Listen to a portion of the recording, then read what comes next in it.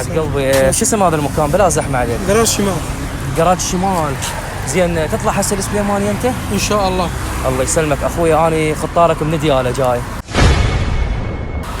الله يعيني ولا راسي. الله يسلم راسك. وصلت هنا والمحفظه مالتي نسيتها بالسياره وبلا زحمه عليك، يعني عندي بس فقط 5000.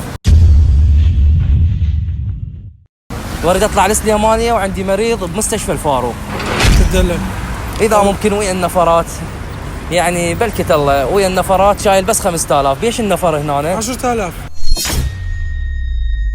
السليمانيه 10000 نفر 10000.